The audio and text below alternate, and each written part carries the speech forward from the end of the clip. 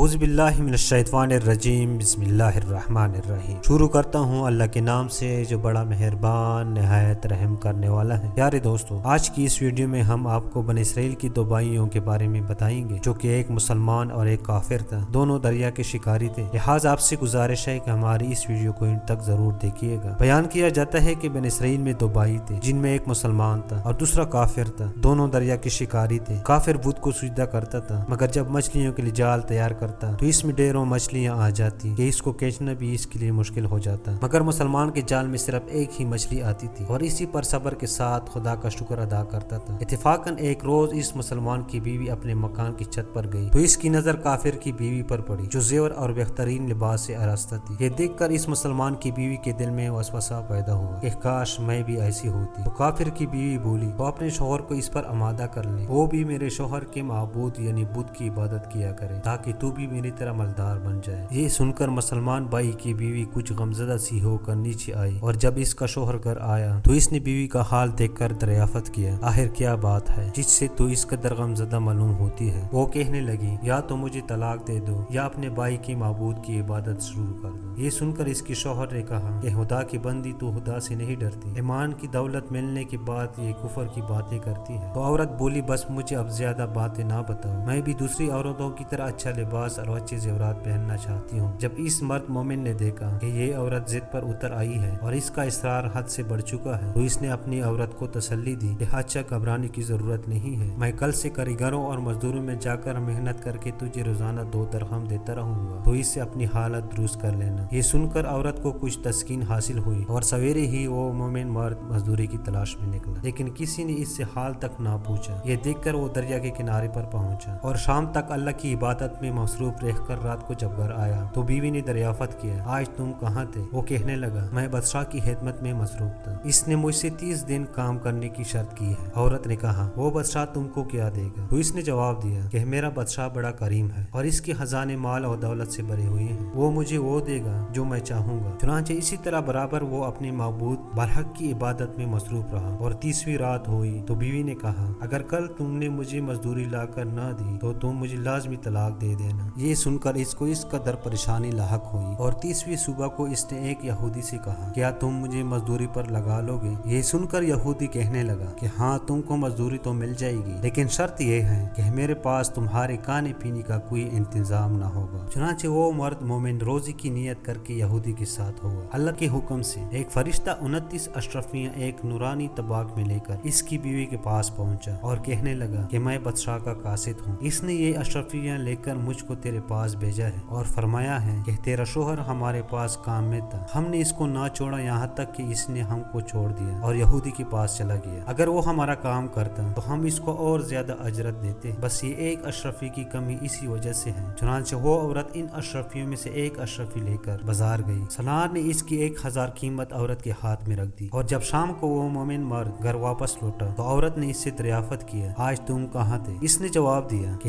آج میں ایک یہودی کے کام پر گیا ہوا تھا۔ تو بیوی کہنے لگی کہ آخر بادشاہ کی خدمت نہ کر کے تم دوسری کی خدمت کیوں کرتے ہو؟ پھر اس کو اشرفیوں کا واقعہ سنایا جس کو سن کر وہ مرد مومن روتے روتے بے ہوش ہو گیا اور جب اس کو ہوش آیا تو بیوی سے کہنے لگا افسوس کہ میں بادشاہ 2 جہاں کی خدمت کا حق اپنے اوپر لازم نہ کیا۔ اس کے بعد اس شخص نے عورت کو چھوڑ دیا اور پہاڑوں پر چلا گیا جہاں خدا کی عبادت میں مصروف رہ کر اس کا انتقال ہو گیا۔ اللہ تعالیٰ اس پر اپنا رحم فرمائے، آمین۔